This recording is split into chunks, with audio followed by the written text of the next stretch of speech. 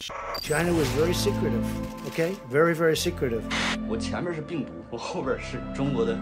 Bonjour, c'est Nicolas Poincaré. Bonjour, c'est Fabien Andrian-Arissoa. 3 semaines qui changent tout. Pendant 3 semaines, au tout début de la crise du coronavirus, la Chine a fait taire ses lanceurs d'alerte. Entre le 30 décembre et le 23 janvier, c'est probablement le destin de millions de personnes qui s'est joué. On vous explique.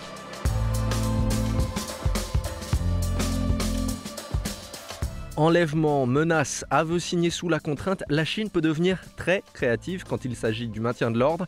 Il n'est pas pire aveugle que celui qui ne veut pas voir, dit le proverbe. La preuve par l'exemple avec Nicolas. On va vous raconter l'histoire des 2 médecins lanceurs d'alerte en Chine à l'hôpital de Wuhan qui l'ont payé cher. On va voir aussi qu'à travers eux, c'est l'histoire d'un mensonge d'État qui commence à se dessiner. 3 semaines de silence qui ont eu des conséquences dramatiques. Et puis on verra enfin que à travers cette histoire du coronavirus, c'est aussi le leadership mondial qui est en train de se jouer entre la Chine et les États-Unis. Expliquez-nous le monde. Un podcast RMC. Nicolas Poincaré. Fabien Andrian-Arissoa. Dès la mi-décembre, des cas de pneumonie commencent à s'accumuler à l'hôpital de Wuhan. On n'arrive pas à les guérir avec des médicaments traditionnels et là, on commence à avoir une suspicion d'un nouveau coronavirus, Nicolas. Oui, et la chef du service des urgences d'un des hôpitaux de Wuhan a eu des doutes très tôt. Elle a demandé des analyses à un laboratoire sur une patiente qui était arrivée le 27 décembre et elle a les résultats le 30 décembre. En début de soirée, le laboratoire est formel et lui indique que cette patiente souffre d'un coronavirus SRAS transmissible d'homme à homme par postillon sans doute et par le toucher. La chef de service comprend aussitôt que c'est très grave. Le 30 décembre au soir, elle donne l'alerte. 22h30, elle reçoit un message des autorités qui lui disent peut-être, mais il ne faut surtout pas diffuser ces informations. S'il devait y avoir une panique, vous en seriez responsable. Pékin lui a donc, dès le premier soir, quelques heures seulement après son alerte, demandé de se taire. Mais pourtant, Pékin avait compris ce qui se passait, on le sait, puisque dès le premier vol du lendemain à 6h du matin, les autorités sanitaires envoient un groupe d'experts vers Wuhan et le lendemain, l'OMS va être prévenue par un communiqué très, très rassurant. Finalement, le 2 janvier, donc 48 heures après, Haifen est convoqué par un directeur de l'inspection de l'hôpital qui lui demande « Comment as-tu pu répandre des fausses nouvelles ainsi ? Retourne dans ton service et demande à tout le monde, à tous les médecins de se taire. » Et la chef des urgences répond « D'accord, en gros, elle est communiste, elle est chinoise, elle sait comment ça marche. Elle dit effectivement, j'ai dû nuire à la réputation de ma ville, j'en suis désolée. Elle propose de démissionner et elle propose même d'être mise en prison. Et au lieu de ça, on va lui dire non, tu retournes dans ton service, mais surtout, tu n'en parles absolument à personne, pas même à ton mari. Et c'est ce qu'elle va faire. Hein. Elle va garder le silence jusqu'au 20 janvier. À son mari, elle a juste glissé un moment. S'il m'arrive quelque chose, occupe-toi bien des enfants.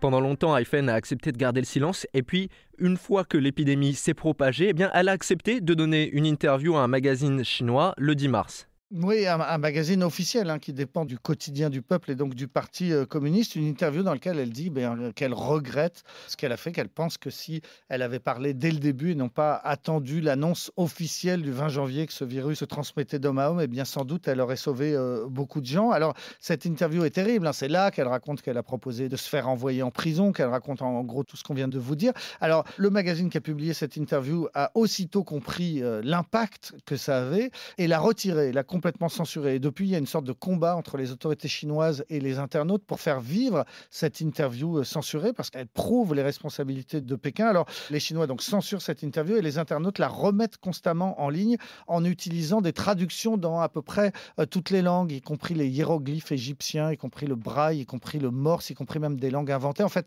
c'est pas compliqué. On traduit le texte, par exemple, en braille, on le met en braille sur Internet et puis à l'autre bout, quelqu'un qui veut le lire reprend un traducteur automatique pour le remettre en chinois et c'est comme ça que ça marche, c'est comme ça que cette interview vit et continue à circuler dans le monde entier.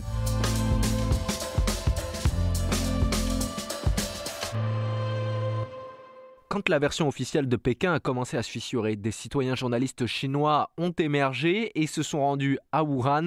Eux aussi sont réprimés très durement. C'est le cas de Chen Qiushi, ex-avocat qui avait déjà couvert la répression à Hong Kong. Après avoir publié des vidéos filmées dans les hôpitaux de Wuhan, il a disparu. Écoutez ce qu'il disait dans sa dernière vidéo du 25 janvier. J'ai peur, j'ai le virus devant moi, derrière moi, les forces de l'ordre chinoises. Si je suis toujours vivant dans cette ville, je vais continuer mon reportage. Je dis cette chose dure ici. Allez vous faire foutre, je n'ai même pas peur de la mort. Vous pensez que j'ai peur de vous, le Parti communiste chinois ?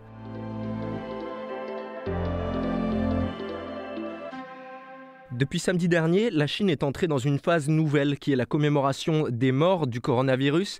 Et c'est l'occasion pour Pékin de récupérer notamment le cas de certains lanceurs d'alerte comme l'ophtalmologue Li Wenliang. Oui, alors ça, c'est une histoire quand même assez extraordinaire parce que Li Wenliang, c'est un jeune médecin de 33 ans qui travaillait dans le même hôpital de Wuhan que Haifen, la chef du service des urgences dont on vient de parler. Il a lu les alertes qu'elle-même avait communiquées uniquement à son confrère dans un premier temps et lui, c'est celui qui les a mis en ligne. Voilà, son rôle, ça a été de rendre public les doutes très forts qu'avait donc la chef du service des urgences. Lui aussi, comme Haifen avait été convoqué dès le 2 janvier par la police, on lui avait dit « Est-ce que tu te rends compte de ce que tu as fait ? Est-ce que tu crois que tu es capable de te reprendre ?» Et il avait dû dire qu'il regrettait tout ça, que c'était terrible et qu'il ne recommencerait plus. Il avait signé des sortes d'aveux à la chinoise. Et puis il avait repris le travail dans son hôpital de Wuhan. Malheureusement pour lui, très vite, il avait attrapé la maladie. Moins d'une semaine après ses ennuis à l'hôpital, il avait été malade. Et puis il en était mort quelques jours après, le 10 février, à 33 ans seulement. Et alors que sa femme, sa jeune épouse, était enceinte du deuxième enfant. Depuis, les autorités l'ont réhabilité, en ont fait une sorte de héros et même de martyr de la cause du coronavirus.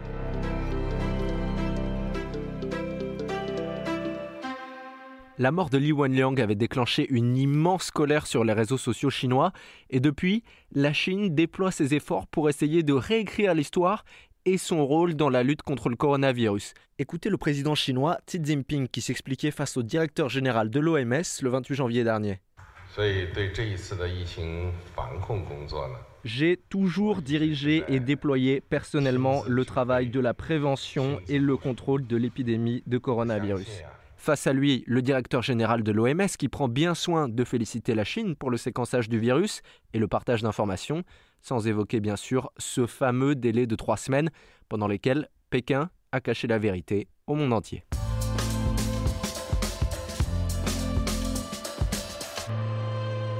Ce qui se joue derrière cette crise sanitaire, au-delà de l'épidémie, au-delà du contrôle de la propagation, c'est le nouveau leadership mondial entre la Chine et les États-Unis, Nicolas. Oui, entre les deux nouvelles super puissantes, donc entre Xi Jinping, le tout-puissant président, le nouveau grand timonier chinois, d'un côté, de l'autre côté, Donald Trump, qu'on ne présente plus. Alors effectivement, au mois de mars, on est passé par un moment où sur la scène mondiale, la Chine donnait l'impression d'être le bon élève et les États-Unis le très mauvais élève. Sans parler de Donald Trump qui prend la parole tous les jours à la télévision américaine et qui généralement dit tout et son contraire, qui a longtemps dit que c'était une grippette et que tout serait réglé en avril avant de se rendre compte qu'une catastrophe était en train de déferler sur le pays. Bref, on a pu avoir l'impression à un moment que la Chine était en quelque sorte le nouveau leader mondial dans cette guerre contre le virus. La Chine qui, par exemple, envoyait de l'aide humanitaire à l'Europe. Qui aurait pu penser ça possible il y a quelques années? Par exemple, les avions humanitaires chinois qui déposaient des masques respiratoires, par exemple des masques chirurgicaux en Italie. Une situation donc incroyable, très favorable aux Chinois, très défavorable aux États-Unis en termes d'image, et pas seulement d'image, en termes de réalité. Et puis, il y a donc maintenant la révélation de ce grand mensonge chinois, ce silence de 3 semaines entre fin décembre et le 20 janvier qui fait que aujourd'hui c'est difficile de dire ce que retiendra l'histoire. Il n'y a sans doute pas eu les bons Chinois et les mauvais Américains. On peut se demander aujourd'hui s'il y a eu les mauvais Chinois et les mauvais Américains dans cette lutte contre le virus. Et au fur et à mesure qu'on découvre la vérité sur cette histoire, les accusations commencent à pleuvoir puisque les États-Unis sont maintenant le pays le plus touché avec plus de 10 000 morts. Et évidemment, c'est dû à la façon dont Trump a traité la chose. Mais désormais, il s'appuie sur l'argument « la Chine ne nous avait pas suffisamment prévenus ». Il parle même du virus chinois. Écoutez-le lors de son point presse le 22 mars dernier. La Chine a été très secrète, très secrète et c'est malheureux. Je suis un peu contrarié par la Chine, pour être honnête avec vous. Ils auraient dû nous prévenir à propos de tout ça et je leur ai demandé si on pouvait envoyer des Américains là-bas. Ils n'en voulaient pas. Voilà, Donald Trump un peu contrarié et effectivement on vient d'essayer d'expliquer pourquoi c'était contrariant ce silence coupable des autorités chinoises pendant 3 semaines. Silence qui est très très bien raconté par le correspondant du Monde à Pékin, Frédéric Lemaître, qui est à l'origine d'une grande partie des révélations sur les médecins dont on vient de parler.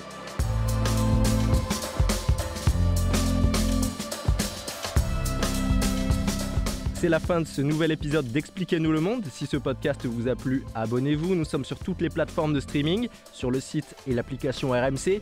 Parlez-en autour de vous. Prenez soin de vous. À la semaine prochaine. À la semaine prochaine, Fabien. Retrouvez Nicolas Poincaré dans Bourdin Direct Tous les matins à 7h50 sur RMC.